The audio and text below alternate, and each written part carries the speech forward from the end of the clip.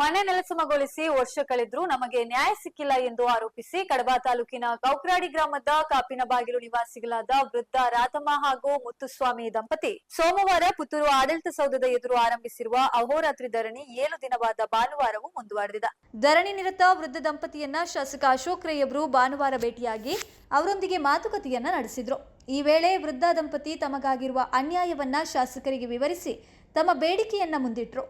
ಸೋಮವಾರ ಅಧಿಕಾರಿಗಳೊಂದಿಗೆ ಮಾತುಕತೆ ನಡೆಸಿ ನ್ಯಾಯ ಒದಗಿಸುವ ಭರವಸೆ ನೀಡಿದ ಶಾಸಕರು ಧರಣಿ ಹಿಂತೆಗೆದುಕೊಳ್ಳುವಂತೆ ವೃದ್ಧ ದಂಪತಿಯಲ್ಲಿ ವಿನಂತಿಸಿಕೊಂಡರು.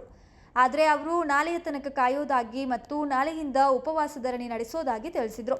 ಧರಣಿ ನಿರತರ ಜೊತೆ ಮಾತುಕತೆ ನಡೆಸಿದ ಬಳಿಕ ಸುದ್ದಿಗಾರರೊಂದಿಗೆ ಮಾತನಾಡಿದ ಶಾಸಕ ಅಶೋಕ್ ರೈ ಅವರು ಧರಣಿ ನಿರತ ವೃದ್ಧ ದಂಪತಿ ಬಡವರಾಗಿದ್ದು ಪುತ್ತೂರು ವಿಧಾನಸಭಾ ಕ್ಷೇತ್ರದ ಹೊರಗಿನವರಾದರೂ ತನ್ನ ಕ್ಷೇತ್ರದ ವ್ಯಾಪ್ತಿಯಲ್ಲಿ ಉಪವಿಭಾಗಾಧಿಕಾರಿ ಮತ್ತು ತಹಶೀಲ್ದಾರ್ ಕಚೇರಿಯ ಎದುರು ನ್ಯಾಯದ ಬೇಡಿಕೆಯನ್ನ ಮುಂದಿಟ್ಟು ಧರಣಿ ಕುಳಿತಿದ್ದಾರೆ. ಅವರೊಂದಿಗೆ ಮಾತನಾಡಿ ವಿಚಾರವನ್ನ ತಿಳಿದುಕೊಂಡಿದ್ದೇನೆ. ನಾಳೆನೇ ಸಂಬಂಧಪಟ್ಟ ಅಧಿಕಾರಿಗಳನ್ನು ಕರೆದು ಅವರಿಗೆ ಹೇಗೆ 94C ಅಡಿ ಅದರ ವಾಸ್ತವ್ಯದ ಮನೆಯ ಅಡಿಸ್ಥಳವನ್ನ ಮಾಡಿಕೊಡಬಹುದು ಎಂಬ ಕುರಿತ ಚರ್ಚಿಸಿ ಆ ಮನೆಯನ್ನು ಕೊಡಿಸುವ ಪ್ರಯತ್ನವನ್ನ ಮಾಡ್ತೇನೆ. ಅವರಿಗೆ ಸರ್ಕಾರಿ ಯೋಜನೆಯಡಿ ಮನೆ ನಿಮ್ಮದಾಗಿಸಿ ಕೊಡುವ ವಿಚಾರಕ್ಕೂ ಬಂದಿದ್ದೇನೆ. ಸಂಬಂಧಪಟ್ಟ ಅಧಿಕಾರಿಗಳೊಂದಿಗೆ ಮಾತುಕತೆ ನಡೆಸಿ ಕುಟುಂಬಕ್ಕೆ ನ್ಯಾಯ ಒದಗಿಸುವ ಕೆಲಸ ಮಾಡ್ತೇನೆ ಎಂದರು. ಒಂದು ಮಾಹಿತಿ ನನಗೆ ಬಂದಿತ್ತು. ಆ ಪ್ರಕಾರ ನಾನು ಅವರನ್ನು ಭೇಟಿಯಾಗಲಿಲ್ಲ. ಇವತ್ತು ಕೂಡ ನಾನು ಬರುವಾಗ ಈ ಮರದ ಕೆಳಗೆ ಕೂತಿದ್ದಾರೆ. ನಾಳೆಯಿಂದ ನಾವು ಉಪವಾಸ ಮಾಡೋ ಮುಖಾಂತರ ನಮ್ಮ ಬೇಡಿಕೆಯನ್ನು ಇಡ್ತೇವೆ ಅನ್ನೋ ವಿಚಾರವನ್ನು ಹೇಳಿದ್ದಾರೆ. ನಾನಿವತ್ತು ಅವರು ಬಂದು ಭೇಟಿ ಮಾಡಿದ್ದೀನಿ. ಅವರ ಏನು ಬೇಡಿಕೆ ಇದೆ ಅವರ ನೋವನ್ನು ನಾನು ಕೇಳಿದ್ದೇನೆ.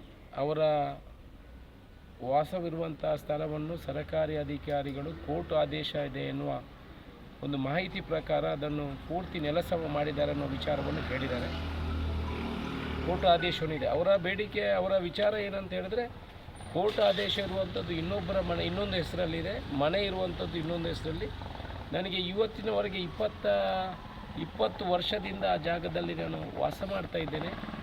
94C ಅರ್ಜಿ ಕೊಟ್ಟಿದ್ದೀನಿ, ಅದನ್ನು ತಿರಸ್ಕೃತ ಅಂತ ಹೇಳಿದ್ದಾರೆ.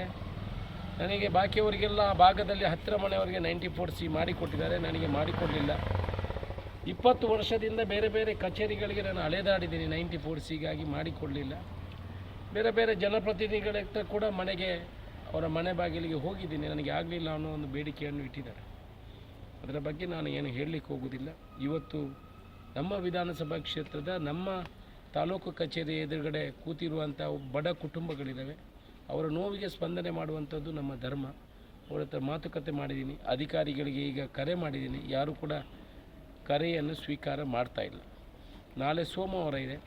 ಅದಕ್ಕೆ ಸಂಬಂಧಪಟ್ಟಂಥ ಅಧಿಕಾರಿಗಳನ್ನು ಕರೆದು ಅವ್ರಿಗೆ ಹೇಗೆ 94Cಯಲ್ಲಿ ಅವರ ಜಾಗವನ್ನು ಅವರು ವಾಸಿಸುವಂಥ ಅಡಿ ಜಾಗವನ್ನು ಅವರಿಗೆ ಮಾಡಿಕೊಡುವಂಥ ಪ್ರಯತ್ನವನ್ನು ಮಾಡ್ತೇವೆ. ಮತ್ತು ಅವರಿಗೆ ಮನೆ ಕಟ್ಟಲಿಕ್ಕೆ ಸರ್ಕಾರದಿಂದ ಒಂದು ಯೋಜನೆಯಲ್ಲಿ ಮನೆ ಕಟ್ಟಲಿಕ್ಕೆ ಕೂಡ ಒಂದು ವ್ಯವಸ್ಥೆಯನ್ನು ಮಾಡಬೇಕು ಅನ್ನೋ ಒಂದು ವಿಚಾರಕ್ಕೆ ನಾವು ಬಂದಿದ್ದೇವೆ.